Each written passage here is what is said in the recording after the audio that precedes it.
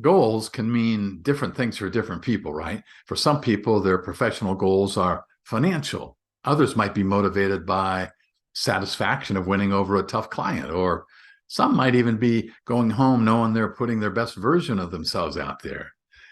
I'm curious, where do you feel you are? Finish this sentence for me. I feel like I'm achieving blank of my personal best in my career. 10%, 20%, 40, 50, 60, 100. Here it is again. I feel like I'm achieving blank of my personal best in my career. Fill in the blank, will you? Here's another.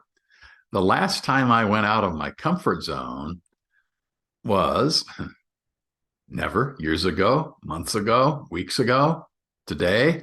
Here it is again. The last time I went out of my comfort zone was never, years ago, months ago, weeks ago, currently, or now. Fill in the blank.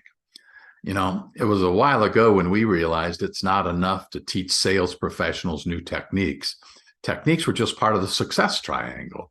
Behavior, attitude, and technique made up the triangle, and behavior comes first, right?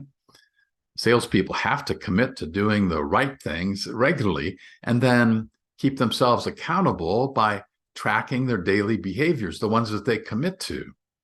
And then next is attitude. We've got to uncover the limiting beliefs about sales tasks, like I'm not a natural born salesperson, or I might say I'm not a people person. Those are the things that are keeping us in our comfort zone, among others. So how about reframing some of those limiting beliefs by thinking of those tasks more as opportunities? Or what would make you excited about doing those tasks?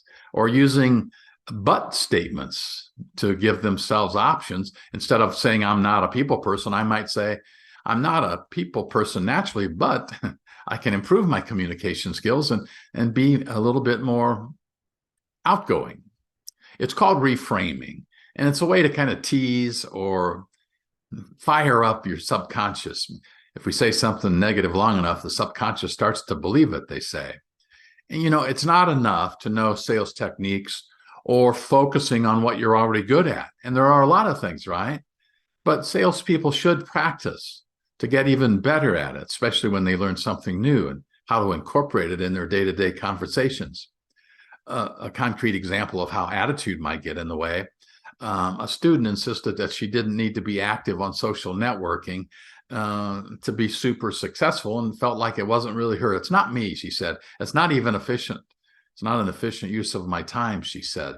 And then not long after, one of her co-workers prospected on a social media space that later converted into a successful client.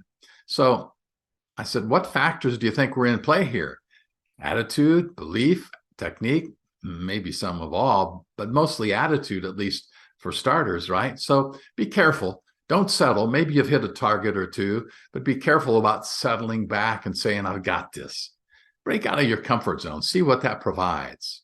Whenever you want to tackle something new, something bigger, something better, or maybe just something different, the likelihood is it's a touch out of your comfort zone. So think about how can you chunk it down into bite-sized pieces, bite-sized pieces, smaller chunks. It makes it more doable for sure.